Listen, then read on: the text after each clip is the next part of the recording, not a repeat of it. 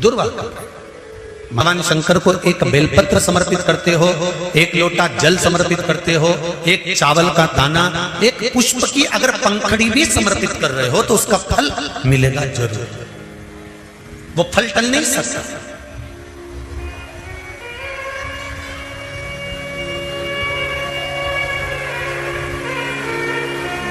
छब्बीस जुलाई को श्रावण महीने की क्या है, शिवरात्रि। शाम को 7 बजे से लेकर 8 बजे तक ऑनलाइन शिव महापुराण के कथा के अनुसार भगवान शंकर का शिवलिंग का अभिषेक करेंगे। आपके नगर में ब्राह्मण जन हो, आपके पहचान वाले हो, तो उनको भी उस अभिषेक में शामिल करें। पार्थिव शिवलिंग का निर्माण करें। ब्राह्मण श्वेत मिट्टी का बनाए, वैश्य पीली मिट्टी का शिवलिंग बनाए, क्षत्रिय लाल मिट्टी का शिवलिंग बनाए, शूद्र काली मिट्टी का शिवलिंग बनाए। अगर मिट्टी नहीं मिलती है तो तुम्हारे गमले में जो भी मिट्टी हो, वो जिस कलर की हो, उस कलर का शिवलिंग का निर्माण करो। और शिव की अर्चना, शिव की आराधना अवश्य है।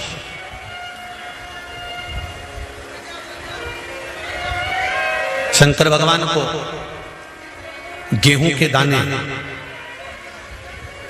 21, कमलगट्टे 5, चावल के दाने, आखा चावल जानते हो आप लोग, पूरा चावल 108, काली मिर्च 21, काली तिल 1 चुटकी, धतूरा 1, बेलपत्र 7 पत्ते, 7 नग, शमी के पत्र 7, पुष्प फूल और गुलाब के फूल मिल जाएं तो 7 नग। पुष्प फूल मिल जाएं, अगर गुलाब का लाल फूल मिल जाए तो ठीक, नहीं मिले तो गुलाब का फूल मिले तो उसकी पंखड़ी भी निकाल सकते, पर थोड़ा सा कलर लाल होना चाहिए। हम सफेद फूल का इसलिए मना कर देते हैं क्योंकि जिस समय पर ब्रह्मा जी शिवलिंग का छोर का पता करने गए थे, उस समय पर केतकी के फूल को साथ में लेकर आ गए थे। किसी के स्मरण में ना रहे और वो भूल से केतकी का फूल उठा लाया और अभिषेक में चढ़ा दिया तो दोष तो उसको भी लगेगा। इसलिए हम सफेद फूल का वर्णन नहीं करते। हम कहते हैं कि लाल फूल एक छोटा सा चढ़ा दो, उसकी पंखड़ी निकालकर साथ चढ़ा दो, पर चढ़ाएं लाल। हाँ, अगर केतकी को पहचानते हो तो फिर सफेद भी चढ़ा सकते हो, पर केतकी का मत चढ़ा। महाराज गुलाब का पुष्प 7 और अभिषेक की सामग्री दूध, दही, शहद, घी, शक्कर, इत्र, चंदन, 3 गोल सुपारी। गोल सुपारी एक गणेश जी, एक गोरा जी बनाने के लिए, एक संकल्प छोड़ने के लिए। हरोली चावल, मोली, कपूर, 2 घी के दीप, 1 दिया पूजन के समय पर प्रज्वलित करने के लिए, 1 दीप से भगवान की आरती करना। जनेऊ, काली मिट्टी या पीली मिट्टी या लाल मिट्टी या सफेद मिट्टी शिवलिंग का निर्माण करना। जिस समय 7 बजे हम लोग अभिषेक करने बैठे 26 तारीख को, उससे पहले शिवलिंग का निर्माण थाली के अंदर करके रख। और किस भाव से करना? जिस भाव से माता सती ने और माता पार्वती ने शंकर भगवान को अपना बनाने के लिए, अपनी कार्य सिद्धि के लिए, नंदीश्वर की धर्मपत्नी सुयशा ने भी जो शिवरात्रि का स्मरण करा है सावन महीने की, भगवान शंकर की बहुएं बल्ली देवी और देवसेना ने भी श्रावण महीने की शिवरात्रि का स्मरण करा है। भगवान श्री गणेश जी महाराज की धर्मपत्नी रिद्धि और सिद्धि ने भी श्रावण महीने की शिवरात्रि की पूजन करी है। माता पार्वती और माता सती ने भी श्रावण महीने की पूजन आराधना करी है। माता गंगा ने भी श्रावण महीने की पूजन आराधना करी है।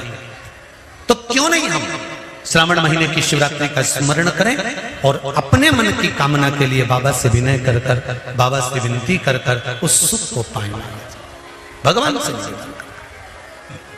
शरीर में गांठ पड़ गई, गठान हो गई हो, शरीर के किसी भी अंग में अगर गांठ पड़ी है और उसका जांच करवाने का डॉक्टर ने बोला है और जांच करवाने के लिए आप जा रहे हैं, बेले का फल, बेलपत्री का जो फल होता है वो फल सूख गया हो, जिसको हमारे यहाँ नवरात्रि का यज्ञ होता है या शिव जी का यज्ञ होता है या अन्य यज्ञ होते हैं, तो बेल के फल की आहुति भी दी जाती है। बेले का फल जो सूख गया, सूखा हुआ फल जलाकर उसकी भस्म तैयार करना, उस भस्म को पीपल के पत्ते पर रखकर पिपलेश्वर महादेव का नाम लेकर, कौन से महादेव?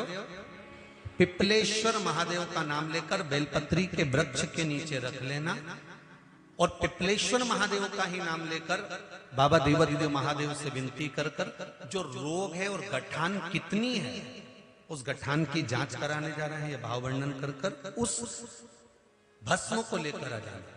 शिव मंदिर पर उसको थोड़ी सी देर रखकर पिपलेश्वर महादेव का स्मरण कर कर उसको लेकर आइए और उस गठान वाली जगह पर उस भस्म को लगाकर फिर आप जांच के लिए जाइए।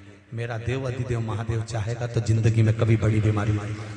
धीरे धीरे धीरे धीरे रोग उस गठान वाली जगह पर अगर पिपलेश्वर महादेव से भस्म भी शंकर के नाम से पिपलेश्वर महादेव के नाम से लगाई जाए तो गांठ भी धीरे धीरे गलना प्रारंभ हो जाए। कौन है पिपलेश्वर महादेव?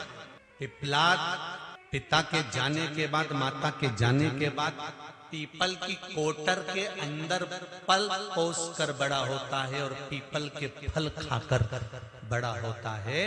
शंकर भगवान ने एक पीपल की कोटर में रखकर पिपलाद को बड़ा कर दिया था, तो पिपलाद ने शंकर भगवान का भजन कर कर शिव को प्राप्त करा। तो शंकर भगवान ने जब पिपलाद को दर्शन दिया था तो पिपलेश्वर महादेव शिव जी का नाम हुआ था।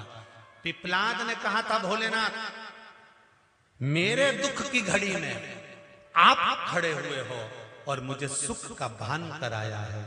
जब व्यक्ति के जीवन में बहुत भारी रोग हो और बहुत तकलीफ में हो तो मेरा पिपलेश्वर महादेव उसके हर क्षण सामने खड़ा हो, तो वो पिपलेश्वर महादेव के रूप में खड़ा। काशी में शंकर भगवान पर भस्म चढ़ती है, उज्जैनी में भगवान शंकर पर भस्म चढ़ती है।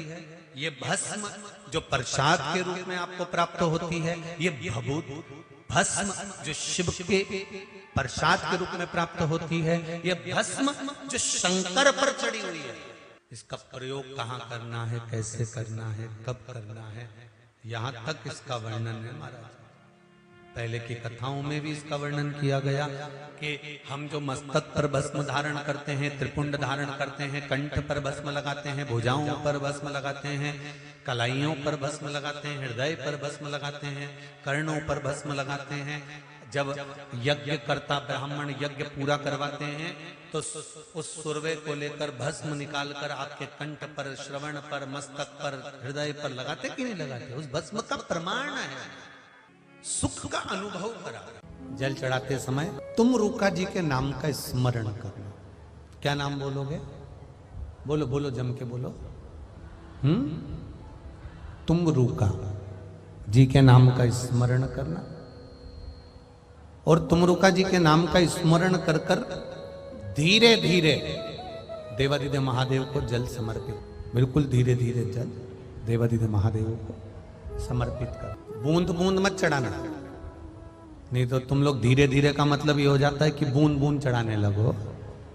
ऐसा नहीं, धार चलना चाहिए, पर वो स्लो वाली धार, आराम से। और धार चढ़ाते चढ़ाते धीरे धीरे जल की धार देवादिदेव महादेव को चढ़ रही हो और तुम रूका जी का या तुम रूकेश्वर महादेव का या तुम रूका जी का नाम या तुम रूका जी से अपने हृदय की बात, तुम रूका जी को आप जब धीरे धीरे जल की धार चढ़ाएं, शिव जी पर जल की धार चढ़ाएं, दिल से उसे जल चढ़ाया हुआ आप आते हो तो थोड़ा सा जल लेकर आते हो घर, बोलो जम के बोलो जरा, लाते हो ना, उसी में से जो तुमने अपने मन की बात कहकर तुम रूका जी से, शिव जी से, एक जो शिव के प्रबल सेवक हैं, जो शंकर के परम उपासक हैं, जो शिव के दिन रात गुणगान करने वाले, ऐसे तुमरुका जी का नाम लेकर जो तुमने जल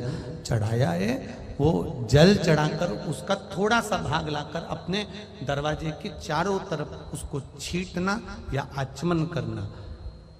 1 घंटा, 1.5 घंटा, 2 घंटे जो तुम्हारे हृदय में बेचैनी सी लग रही थी, कुछ उलझन सी लग रही थी, मेरा तुमरुका बाबा मेरे महादेव को अपने दिल की बात कह देता है और उलझन सुलझा देता है। शिव महापुराण की कथा के वायव्य संहिता में एक बड़ी सुंदर बात कही, बड़ा सावधानी से सुनिएगा इस चरित्र। वायव्य संहिता में श्री वेदव्यास जी वर्णन कर रहे हैं, तुम मंदिर तक ना जा सको, तुम शिव पर 1 लोटा जल चढ़ाने के लिए अपने नजदीक के शिवालय में, देवालय में ना जा सकें, कोई मंदिर नजदीक नहीं है, कोई शिवालय नजदीक नहीं है, तो वायव्य संहिता में वेदव्यास जी कहते हैं कि अपने घर में यदि बेलपत्र का वृक्ष है, बेलपत्र का छोटा सा भी अगर पौधा है, तो उसमें थोड़ा भी जल आप प्रतिदिन चढ़ा रहे हो तो समझ लेना कि 12 ज्योतिर्लिंग में आप जल चढ़ा रहे हो। 12।